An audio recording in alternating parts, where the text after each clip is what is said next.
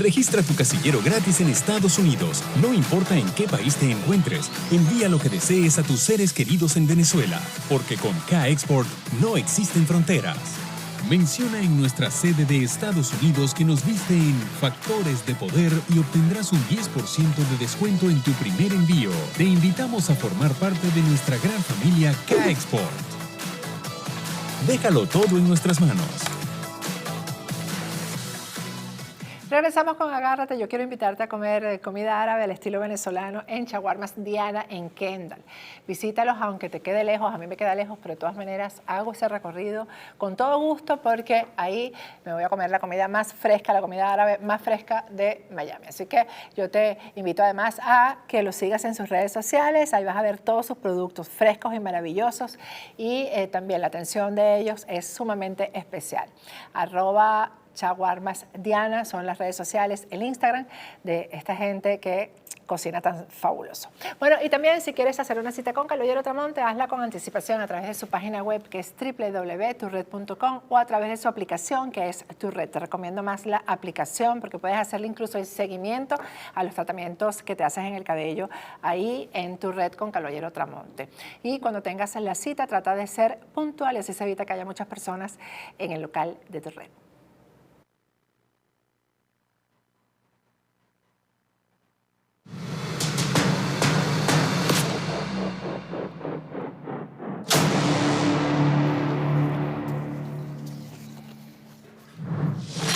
Regresamos con Agárrate y hoy es martes de conversar con nuestro abogado de inmigración, Jesús Reyes. Buenas noches, Jesús, ¿cómo estás? Bien, Patricia, todo bien, gracias a Dios. ¿Cómo has estado? Mira, el viernes nos embarcaste en Shawarmas Diana, ¿viste? No, yo pensaba que era una cena que íbamos a ir. Bueno, fuimos como nosotros fuimos, que eran como y me comentaron que era en la noche y yo, no puede ser, ya tenía planes con la familia, pero para la próxima vamos a estar ahí. Muy rico, por cierto, la comida. Estuvo rico, de verdad. De la gente de Shawarma Diana. Así es. Jesús, vamos a hablar, hoy quiero hablar un poco del tema frontera. Este es el tema, no sé si suena bien, pero está de moda en cuanto a inmigración. Aquí, sobre todo, pues tenemos muchísimos venezolanos entrando por la frontera de México con Estados Unidos y yo quiero que demos información acerca de eso, ¿no? Hay mucha desinformación. Hay gente incluso que trata de ingresar engañada con personas que no son abogados y siempre lo digo, por favor, traten de consultar con abogados, con gente que sepa del tema. Vamos a hablar un poco de qué ocurre cuando una persona cruza la frontera y pide asilo ahí justo en el borde de Estados Unidos, con México. Sí, entonces, nosotros, gracias a Dios, hemos explicado en varias oportunidades a la audiencia. Voy a hablar bien breve sobre lo que es la entrada, pero me voy a enfocar en lo que pasa ya cuando a la persona la dejan entrar. Entonces, como muchas personas ya saben, como hemos explicado anteriormente, cuando la persona, el solicitante, viene pidiendo asilo por la frontera, una de tres cosas puede pasar. Sabemos que una de esas cosas es que dejen a la persona libre, que simplemente la procesen y la dejen en libertad. Dos, puede que la persona la tengan en un centro de detención con la posibilidad de salir bajo fianza o bajo palabra. Y tres, que la persona desafortunadamente o no pase el miedo creíble y tenga que regresar a su país o que o que tenga que tener todo su caso estando en un proceso de deportación en un centro de inmigración. Ahora bien, ¿qué pasa con las miles de personas que logran entrar, que sabemos que son muchas familias, que sabemos, gracias a Dios, se les da esa oportunidad que puedan estar en este país? Es importante que las personas sepan lo siguiente. Muchas personas, Patricia, te comento que a veces llegan y no saben qué hacer. Están desesperados, saben que tienen que hacer un trámite, pero no saben cómo comenzar, no saben qué hacer y están confundidos. Lo más importante cuando una persona ingresa y pide asilo por la frontera y ya esa persona está dentro del territorio americano es que esa persona pueda comenzar su proceso. Si es un caso de asilo, que comience inmediatamente su caso de asilo. Ojo, la persona no tiene que esperar que venga su primera audiencia de inmigración. Y esto es una confusión que hay entre nuestra comunidad, nuestras familias inmigrantes que a veces piensan que tienen que ser notificados para una fecha de corte. su proceso puede comenzar mucho antes que eso, dándole la oportunidad al solicitante de tener hasta un permiso de trabajo y licencia para conducir. ¿Y qué es lo primero que tú recomiendas que se haga? Porque también hay gente que tiene un caso, pero cruza sin los documentos o sin las pruebas del caso que puede pues, presentar ante inmigración. ¿Qué puede hacer la persona en ese caso? Sí, y de hecho eso es algo muy común y debería decir más bien hasta recomendado que la persona no traiga con ellos documentos originales, porque estos pueden ser extraviados, robados o pueden ser decomisados. Sabemos de muchas personas, Patricia, que llegan a nuestro consultorio y nos dicen, bueno, nos decomisaron los pasaportes, nos decomisaron información que íbamos a presentar en el caso.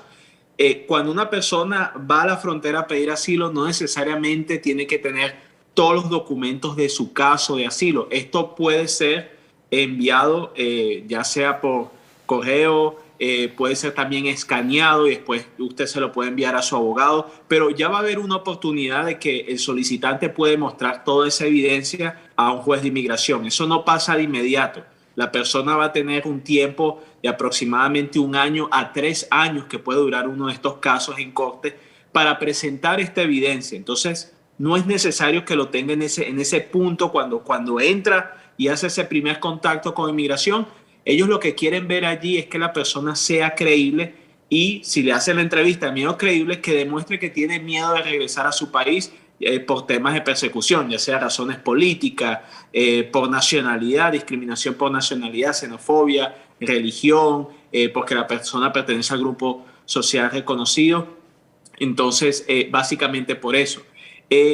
Lo que es muy importante es que la persona pueda someter su solicitud de asilo al comenzar el caso.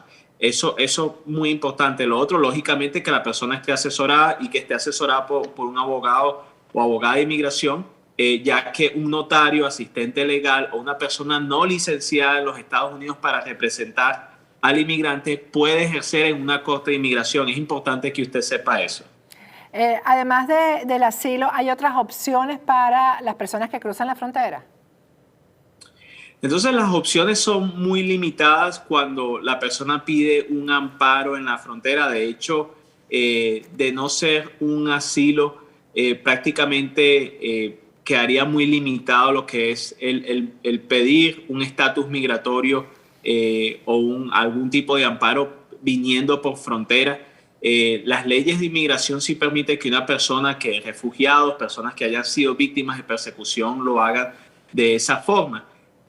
Tenemos casos de personas que son, digamos, familiares de personas que están aquí en los Estados Unidos, que tienen ciudadanía. De hecho, conozco casos de personas que tienen cónyuges acá, ciudadanos americanos, padres ciudadanos americanos, y a veces dicen, bueno, traje a mi familiar en la frontera, no porque sea víctima de persecución, pero porque lo extrañamos y sabemos que mucha gente está viniendo y nos decidimos traer al familiar.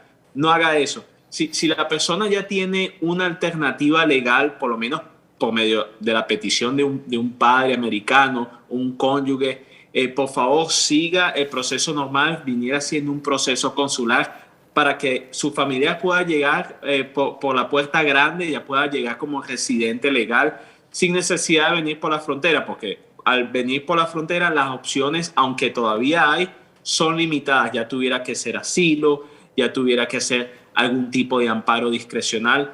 Entonces, definitivamente no es recomendado, si no es necesario el pedir asilo en la frontera, que usted no lo haga. Jesús, ¿qué cosas tú no recomiendas que se digan? Porque hay veces que se pierden los casos o la oportunidad por algo inconveniente que dice la persona, pero es que además, yo digo, después de que tú haces ese recorrido tan estresante, tan angustiante, y enseguida viene como la entrevista o un interrogatorio, siempre yo creo que se pueden cometer incluso errores en la respuesta. ¿Qué recomiendas tú que no se diga, que es inconveniente en el momento de esa primera entrevista que le hacen a la persona cuando cruza? Sí, eso es muy importante, Patricia, porque lo que no saben muchas personas que cuando les hacen esa entrevista de miedo creíble, El transcrito de esa conversación es algo que después la fiscalía, en un caso de corte, puede usar contra usted. Es decir, si usted da una respuesta que no coincide con algo que usted estaba diciendo después de unos meses o años, ya cuando usted tenga su audiencia delante del Tribunal de Inmigración, entonces el juez puede hacer una determinación de falta de credibilidad. Y eso es muy grave. ¿Por qué? Porque puede que una persona tenga un caso muy bueno, puede que la persona sí haya sido víctima de persecución y haya sufrido y que su vida quede en peligro. Pero en el momento que la credibilidad de la persona es cuestionada y se demuestre una inconsistencia, ahí se termina el caso. Ya el juez, solo basado en eso, puede denegar el asilo. Y desafortunadamente eso le ha pasado a muchas personas. Exactamente. Jesús, cambiando de tema, ¿de qué se trata la decisión de inmigración de extender el tiempo para responder las solicitudes? Sí, eso es una decisión muy positiva que viene de el Departamento de Seguridad Nacional, Homeland Security, donde básicamente volvieron a extender lo que es la oportunidad para personas aplicando, haciendo solicitudes con UCIS, es decir, la Agencia de Inmigración. Se le está dando más chance de poder otorgar evidencias o responder a solicitudes que envía esta agencia. Por lo general, cuando una persona hace un trámite con inmigración, muchas veces inmigración pide más evidencia y en esa carta donde piden esa evidencia, por lo general hay una fecha límite.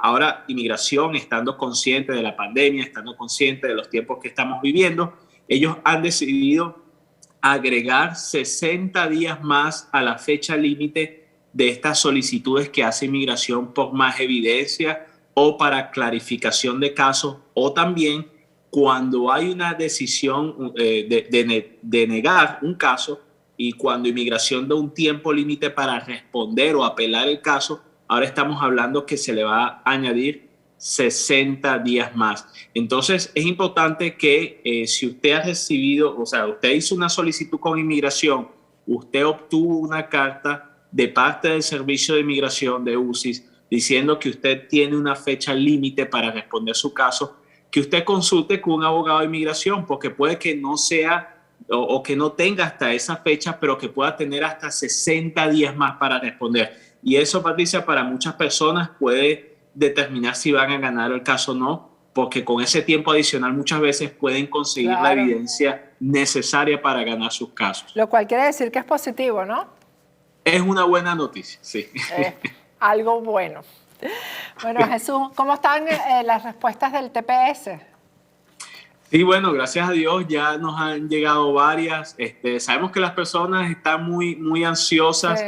Hay personas que todavía no les han llegado sus respuestas, pero a todos nuestros clientes, o la gran mayoría, diría yo, les han llegado ya los recibos, que esto está en proceso. Y esto es muy normal. Sabemos que la mitad prácticamente de todos los venezolanos en los Estados Unidos está aquí en el sur de la Florida, entonces sabemos que las oficinas están trabajando arduamente para procesar el nivel de no solo solicitudes de TPS, pero también permisos de trabajo y muchos también personas que aplicaron sus permisos de viaje.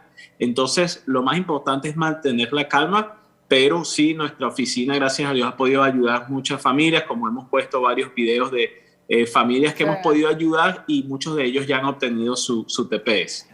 Gracias, Jesús. Muchísimas gracias. Gracias, Patricia. Cuídate. Bueno, con esto me despido hasta mañana.